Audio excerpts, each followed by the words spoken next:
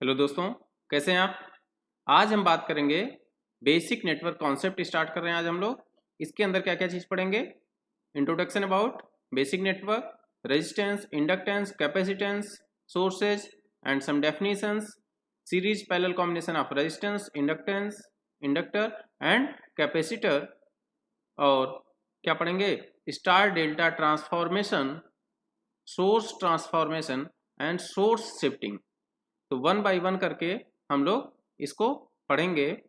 तो 4-5 दिन 4-5 वीडियोज इसमें हम लोग बनाएंगे और सारी चीज़ें पढ़ेंगे। तो आज स्टार्ट करते हैं हम लोग इंट्रोडक्शन। तो बच्चों, बेसिक नेटवर्क कॉन्सेप्ट का मतलब हो गया, आप इलेक्ट्रिकल का कोई भी टर्म पढ़ रहे हैं तो सबसे पहले आपको क्या चीज़ पता होनी चाहिए, अबाउट चार्ज।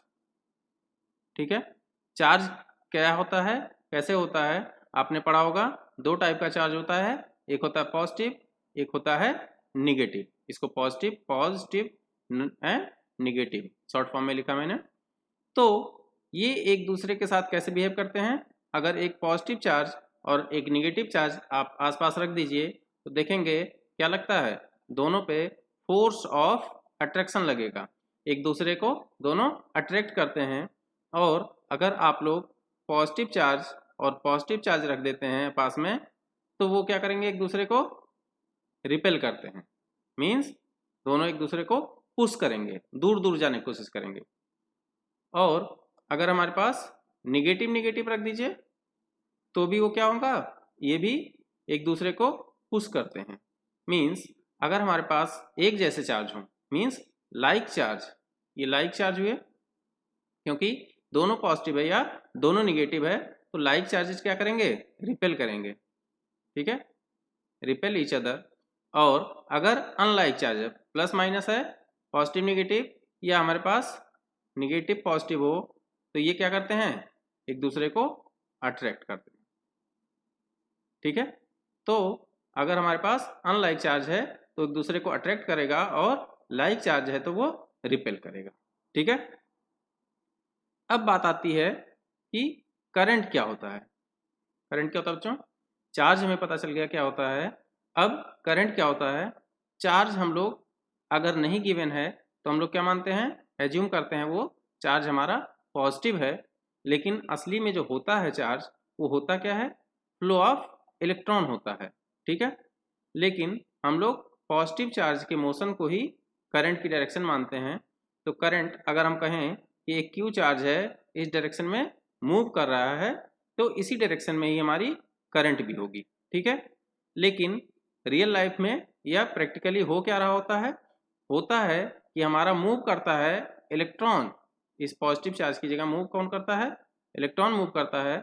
और किस डायरेक्शन में, इसके जस्ट अपोजिट डायरेक्शन में। मीन्स करंट के जस्ट अपोजिट डायरेक्शन में हमारा इलेक्ट्रॉन मूव करता है, पर हम उसको एज्यूम करते हैं कि हमारा पॉजिटिव चार्ज मूव कर रहा है। तो पॉजिटिव चार्ज की डायरेक्शन में ही होता हमारे करंट की डायरेक्शन। अब एक करंट होता क्या है बच्चों, करंट क्या है, it is the current is rate of flow of charge. Charge का जो फ्लो रेट है, इसी को हम लोग क्या कहते हैं, करंट। ठीक है, तो इसको किस लेटर से रिप्रेजेंट करते हैं, कैपिटल आई लेटर से रिप्रेजेंट करते हैं। इसकी यूनिट क्या होती है, एम्पियर। ठीक है, क्या होता है, ampere.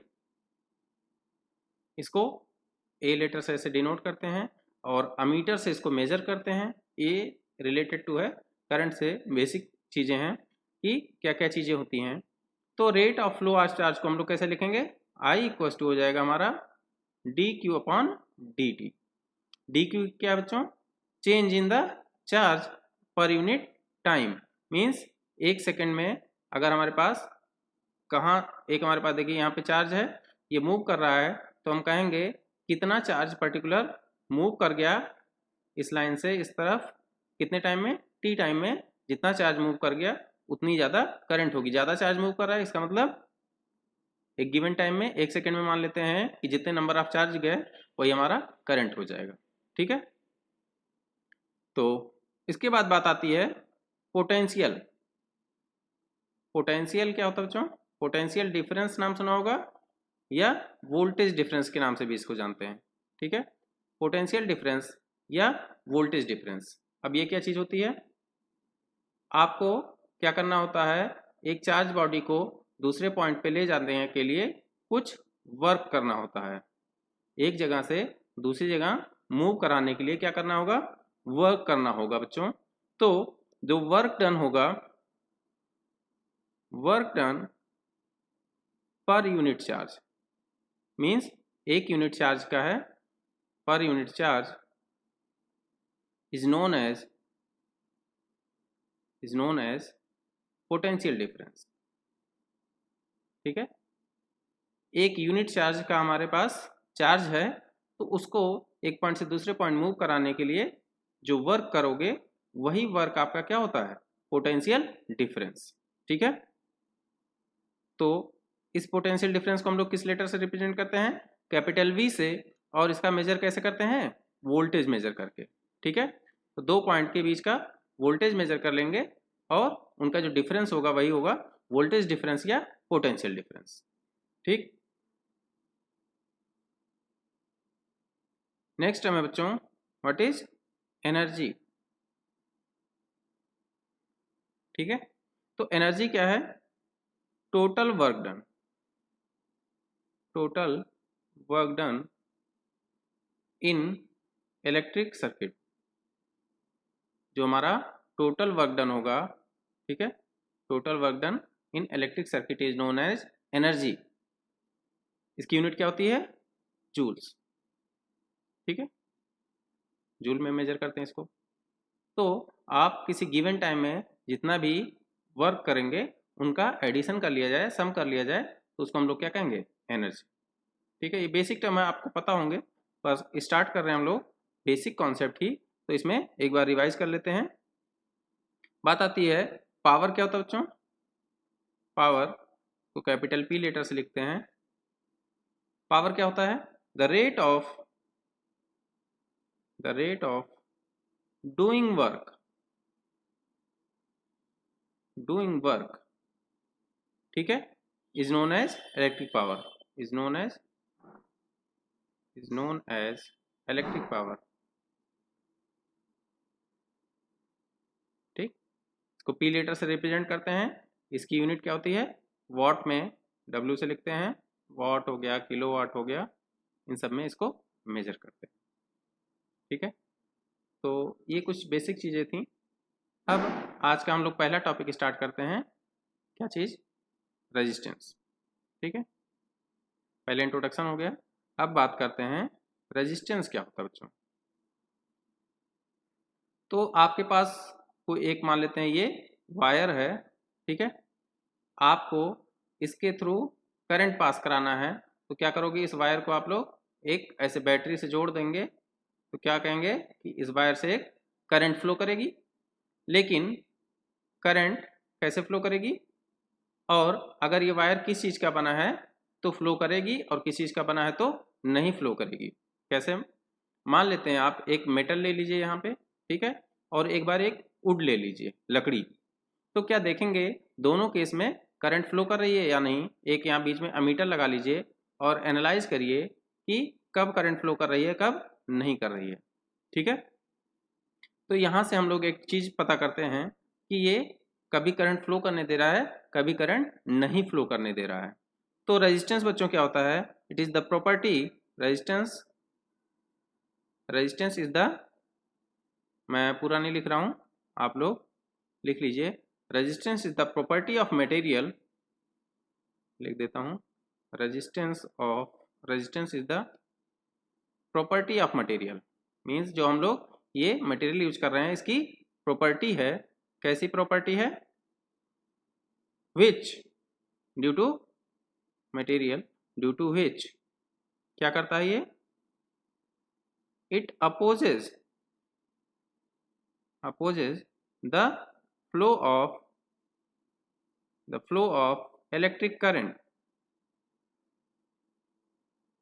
the flow of electric current through it।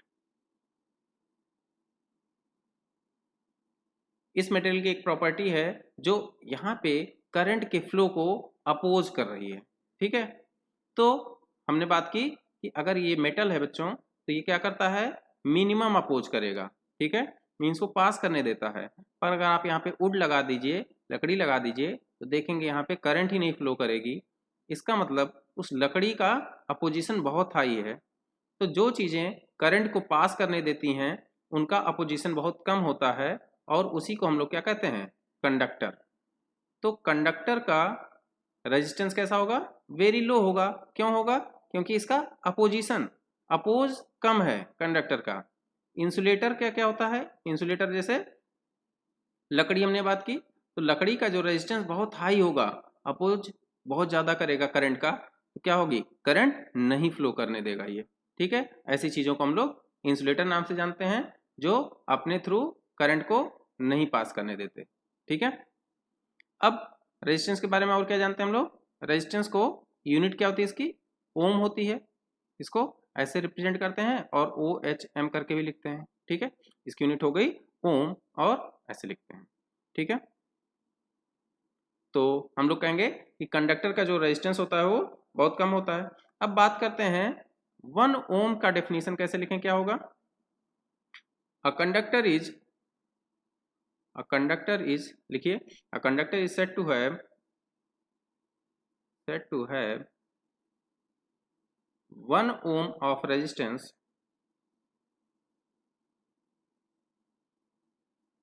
1 ohm of resistance if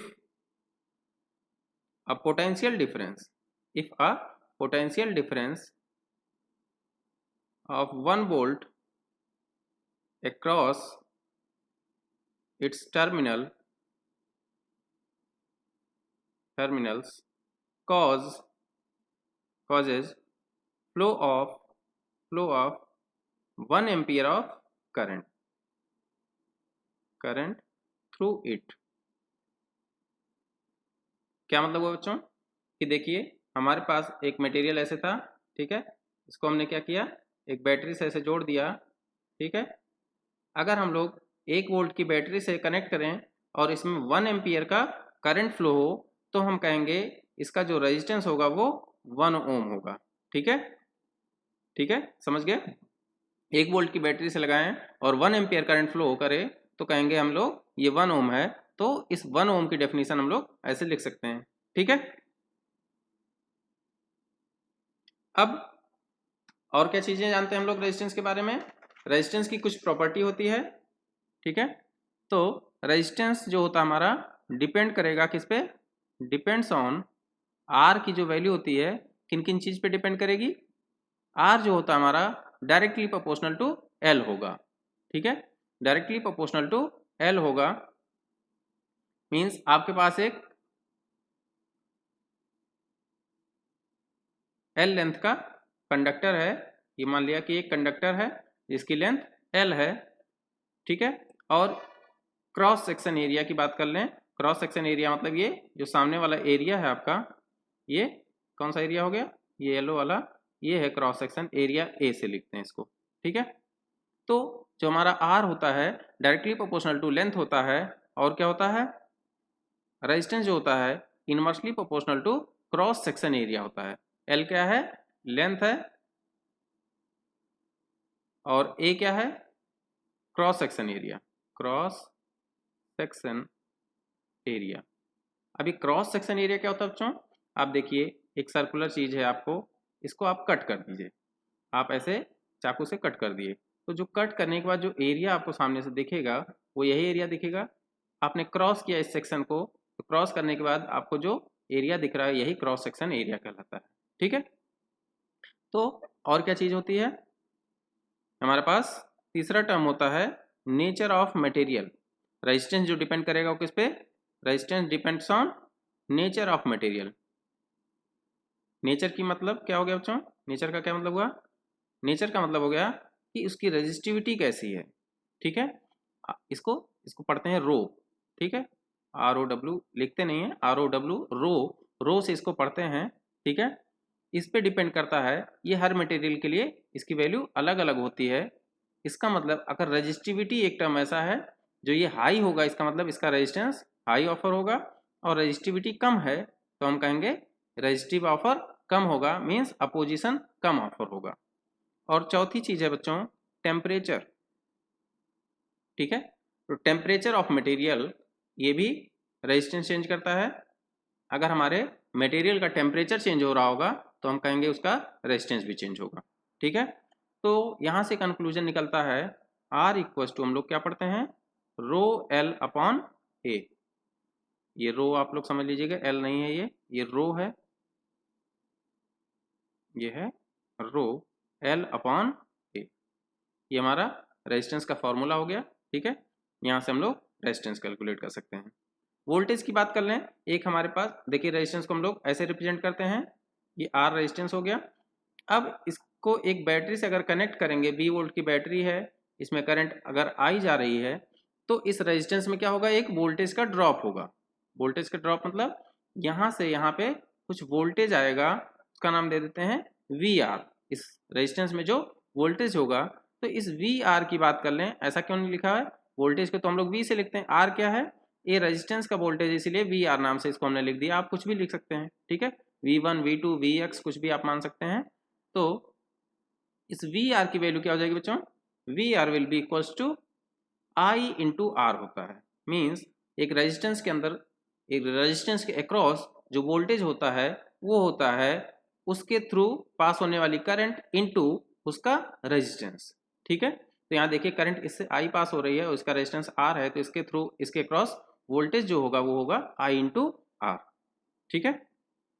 अब बात करते हैं कि एक रजिस्टर है, अब इसके अंदर पावर कितनी डिसिपेट होगी, ठीक है, पावर डिसिपेटेड, इसके अंदर कुछ पावर लॉस होगी, ठीक है। तो पावर लॉस कितनी होगी, P इक्वल्स टू हम लोग पढ़ते हैं VI, ठीक है, V इंटू आई। तो ये कौन सी पावर हो गई, इस बैटरी की बात करें तो देखिए वोल्टेज V है और करंट I दे रहा है ये, तो टोटल पावर हमारे पास VI, ठीक है।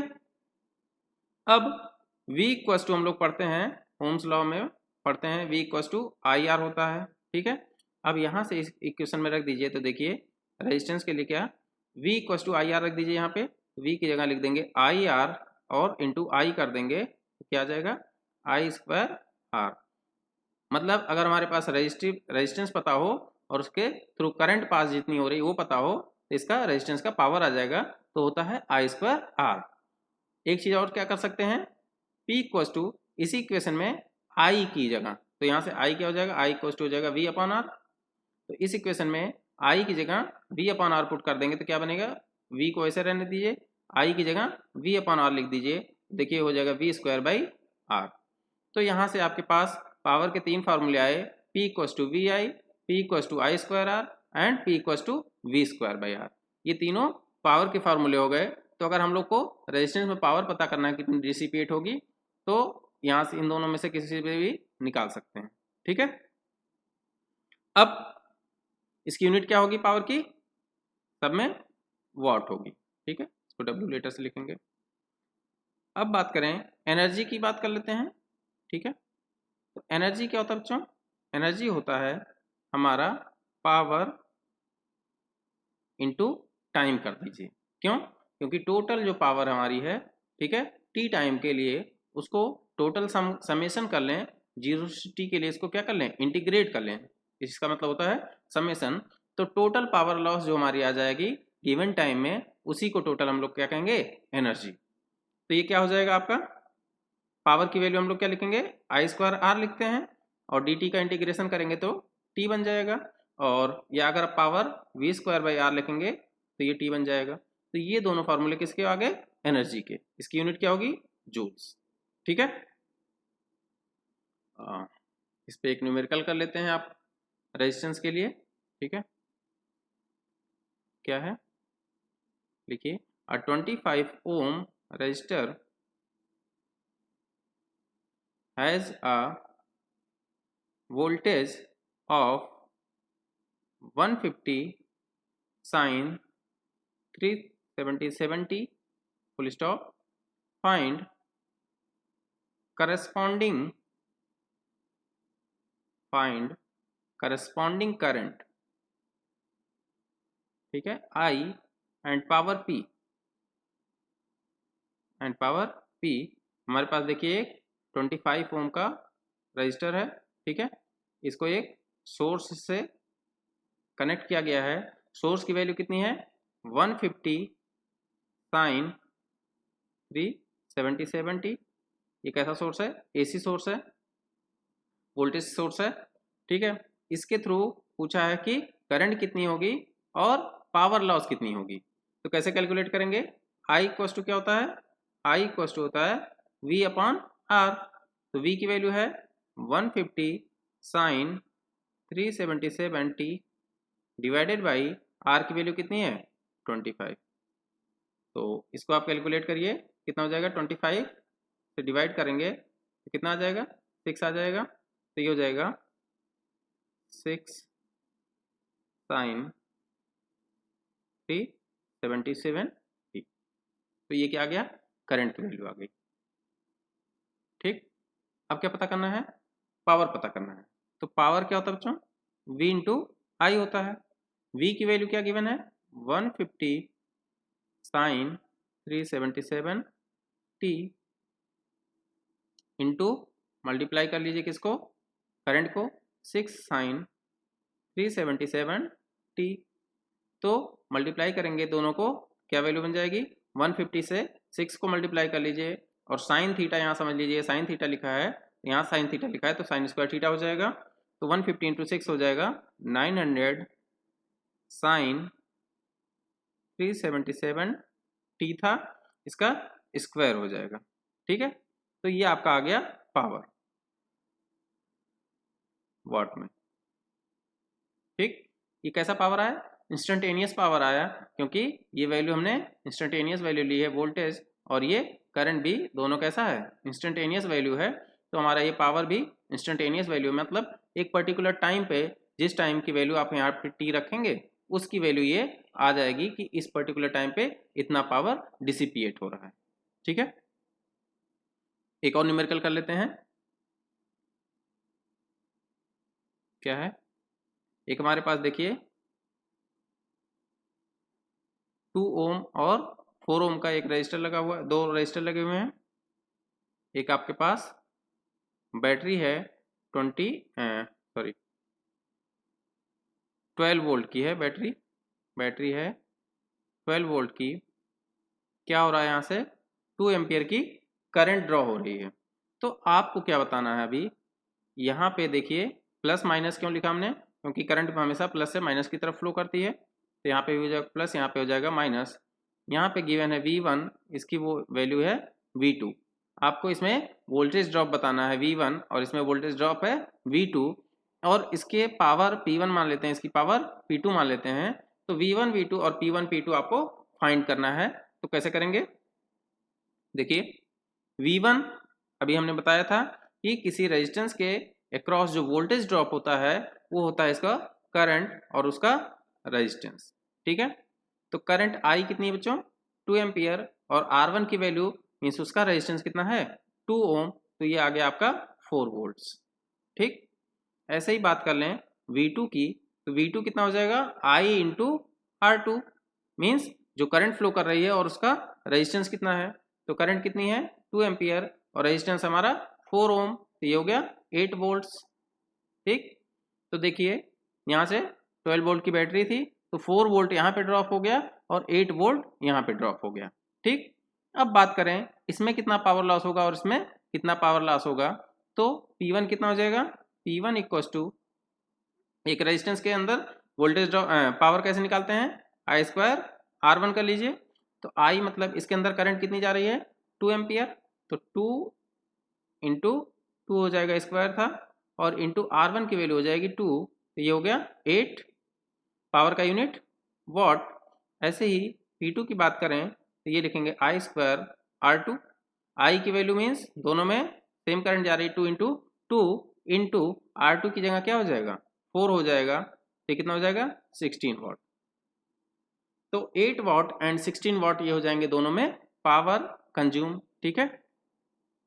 तो बैटरी की पावर कितनी होगी बच्चों, पावर ऑफ बैटरी अगर बात करें, जो हमने 12 वोल्ट की बैटरी लगा रखी है, इसकी पावर कितनी होगी, ये होगी V इंटू आई। इसका वोल्टेज कितना था 12 वोल्ट, और करंट कितना दे रहा है 2 एम्पियर का। तो वोल्टेज है 12 और करंट है 2, तो हो जाएगा 24 वाट। तो ये पावर कैसा हुआ, ये वाला पावर हुआ पावर सप्लाई, पावर सप्लाइड, और ये हुआ पावर कंज्यूम्ड, पावर कंज्यूम्ड। क्यों?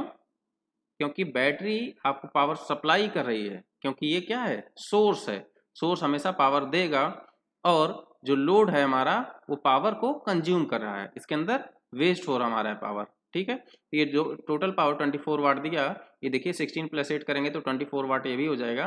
वो टोटल पावर जाके कहाँ लॉस हो रही है, दोनों रेजिस्टेंस में। ठीक है, तो इस वीडियो में बस इतना ही बच्चों, आगे की बात हम लोग नेक्स्ट वीडियो में करेंगे। अगर आपका कोई भी डाउट है तो कमेंट सेक्शन में लिख के जरूर बताएं। Thank you for watching.